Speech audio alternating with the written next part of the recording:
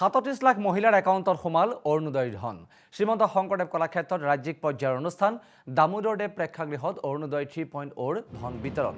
মুখ্যমন্ত্ৰী হিমন্ত বিশ্ব শৰ্মাই মুকলি কৰে ধন বিতৰণ কাৰ্যসূচীৰ 2026-27 বৰ্ষৰ প্ৰথমটো আৰ্থিক সাহায্য মুকলি মুখ্যমন্ত্ৰীৰ। ৰাজ্যৰ 3500ৰো অধিক স্থানত সমান্তৰালকৈ ধন বিতৰণী অনুষ্ঠান আৰু অৰুণোদয় হিতাধিকাৰী একাউণ্টলৈ প্ৰেৰণ 1100 টকা। বান সাহায্যৰ বাবে 150 টকাকৈ মহিলাৰ পৰা কৰ্তন কৰা হৈছে। 150 টকা বানাক্ৰান্তৰ বাবে মহিলাসকলৰ কিছু আৰ্থিক সহায় আৰু অৰুণোদয় পৰিয়ালৰ ফালৰ পৰা বানাক্ৰান্তলৈ দিয়া হৈছে সাহায্য। অৰুণোদয়ৰ বছৰটোৰ ধন একেলগে ল'ব পাৰিব হিতাধিকাৰীয়ে। সুদ নোহোৱাকৈ বিপদত চৰকাৰে আগতীয়াকৈ ধন দিব আৰু বিপদত পৰা হিতাধিকাৰীয়ে কাৰোৰে পৰা ধন ল'ব নালাগে। অৰুণোদয় 3.0 ধন বিতৰণ কৰি এই কথা কয় মুখ্যমন্ত্ৰী হিমন্ত বিশ্ব শৰ্মাই। লগতে উজনিৰ বান বিধ্বস্ত 4 জিলাৰ হিতাধিকাৰীলৈ 2500 প্ৰদান কৰা হয়।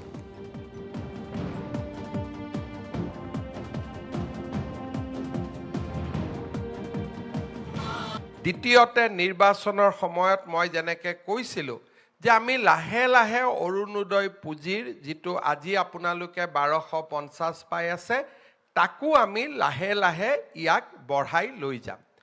তৃতীয়তে আমি আৰু এটা সুবিধা কৰিব খুজিছোঁ, যেনেকুৱা আজি মোৰ অৰুণোদয় আমি বছৰত 1250 টকাকৈ যদি আমি 10 মাহত যোগ কৰোঁ তেতিয়াহ'লে আমি অৰুণোদয় কিমান পাওঁ?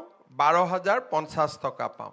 লগত যদি আৰু 2 মাহ যোগ কৰি দিওঁ তেতিয়াহ'লে আমি 15,000 পাওঁ।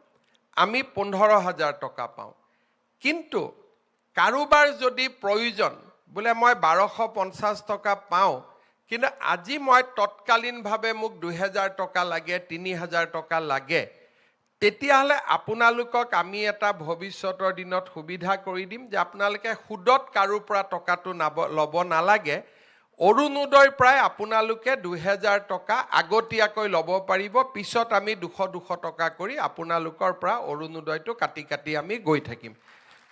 নহ'লে পূজাৰ আগতে বা ল'ৰা ছোৱালী এডমিশ্যনৰ সময়ত আপোনালোকক কেতিয়াবা 5000 টকাৰ দৰকাৰী হয়। এতিয়া আপোনালোকে 5000 টকাটো বিচাৰি পেলাই কাক যাব লাগে? কোনোবা গাঁৱৰ মানুহৰ তাত গৈ 5000 টকাটো সুদত ল'ব লাগে।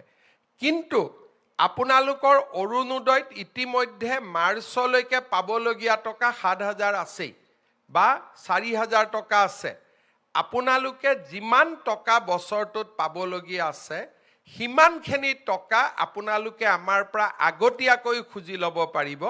আমি আপোনালোকৰ টকাটো মাহত কাটি কাটি গৈ থাকিম। তেতিয়া কি হ'ব? বিনা সুদত আপোনালোকে এডভান্সো ল'ব পাৰিব। তেতিয়া বোলে মই অক্টোবৰ নৱেম্বৰ মাহৰ অৰুণোদয়টো মোক আজিয়ে লাগে, মোৰ ল'ৰা ছোৱালী ক'ৰবাত এডমিশ্যন দিব লাগে বা কিবা বেমাৰ। 37 লাখ মহিলাৰ একাউণ্টত সোমাল অৰুণোদয়ৰ ধন। শ্ৰীমন্ত শংকৰদেৱ কলাক্ষেত্ৰত ৰাজ্যিক পৰ্যায়ৰ অনুষ্ঠান দামোদৰদেৱ প্ৰেক্ষাগৃহত অৰুণোদয় 3.0 ধন বিতৰণ। মুখ্যমন্ত্ৰী হিমন্ত বিশ্ব শৰ্মাই মুকলি কৰে ধন বিতৰণ কাৰ্যসূচীৰ 2026-27 বৰ্ষৰ প্ৰথমটো আৰ্থিক সাহায্য মুকলি মুখ্যমন্ত্ৰীৰ। ৰাজ্যৰ 3500ৰো অধিক স্থানত সমান্তৰালকৈ ধন বিতৰণী অনুষ্ঠান আৰু অৰুণোদয় হিতাধিকাৰী একাউণ্টলৈ প্ৰেৰণ 1100 টকা। বান সাহায্যৰ বাবে 150 টকাকৈ মহিলাৰ পৰা কৰ্তন কৰা হৈছে। 150 টকা বানাক্ৰান্তৰ বাবে মহিলাসকলৰ কিছু আৰ্থিক সহায় আৰু অৰুণোদয় পৰিয়ালৰ ফালৰ পৰা বানাক্ৰান্তলৈ দিয়া হৈছে সাহায্য। অৰুণোদয়ৰ বছৰটোৰ ধন একেলগে ল'ব পাৰিব হিতাধিকাৰীয়ে। সুদ নোহোৱাকৈ বিপদত চৰকাৰে আগতীয়াকৈ ধন দিব আৰু বিপদত পৰা হিতাধিকাৰীয়ে কাৰোৰে পৰা ধন ল'ব নালাগে।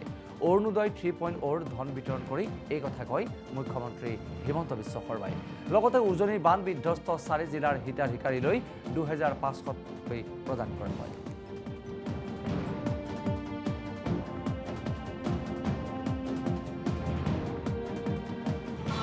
দ্বিতীয়তে নিৰ্বাচনৰ সময়ত মই যেনেকৈ কৈছিলোঁ যে আমি লাহে লাহে অৰুণোদয় পুঁজিৰ যিটো আজি আপোনালোকে 1250 পাই আছে তাকো আমি লাহে লাহে ইয়াক বঢ়াই লৈ যাম।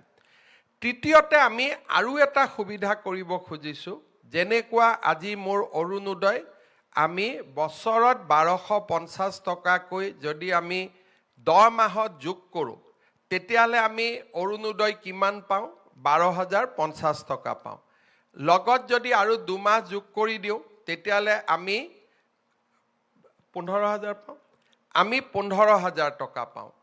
কিন্তু কাৰোবাৰ যদি প্ৰয়োজন বোলে মই 1250 টকা পাওঁ, কিন্তু আজি মই তৎকালীনভাৱে মোক 2,000 টকা লাগে, 3,000 টকা লাগে, তেতিয়াহ'লে আপোনালোকক আমি এটা ভৱিষ্যতৰ দিনত সুবিধা কৰি দিম যে আপোনালোকে সুদত কাৰোৰ পৰা টকাটো ল'ব নালাগে। অৰুণোদয়ৰ পৰাই আপোনালোকে 2,000 টকা আগতীয়াকৈ ল'ব পাৰিব। পিছত আমি 200 টকা কৰি আপোনালোকৰ পৰা অৰুণোদয়টো কাটি কাটি আমি গৈ থাকিম। নহ'লে পূজাৰ আগতে বা ল'ৰা ছোৱালী এডমিশ্যনৰ সময়ত আপোনালোকক কেতিয়াবা 5,000 টকাৰ দৰকাৰী হয়। এতিয়া আপোনালোকে 5,000 টকাটো বিচাৰি পেলাই কাক যাব লাগে? কোনোবা গাঁৱৰ মানুহৰ তাত গৈ 5,000 টকাটো সুদত ল'ব লাগে। কিন্তু আপোনালোকৰ অৰুণোদয়ত ইতিমধ্যে মাৰ্চলৈকে পাবলগীয়া টকা 7,000 আছেই বা 4,000 টকা আছে। আপোনালোকে যিমান টকা বছৰটোত পাবলগীয়া আছে, সিমানখিনি টকা আপোনালোকে আমাৰ পৰা আগতীয়াকৈ খুজি ল'ব পাৰিব। আমি আপোনালোকৰ টকাটো মাহত কাটি কাটি গৈ থাকিম। তেতিয়া কি হ'ব? বিনা সুদত আপোনালোকে এডভান্সো ল'ব পাৰিব। তেতিয়া বোলে মই অক্টোবৰ নৱেম্বৰ মাহৰ অৰুণোদয়টো মোক আজিয়ে লাগে, মোৰ ল'ৰা ছোৱালী ক'ৰবাত এডমিশ্যন দিব লাগে বা কিবা বেমাৰ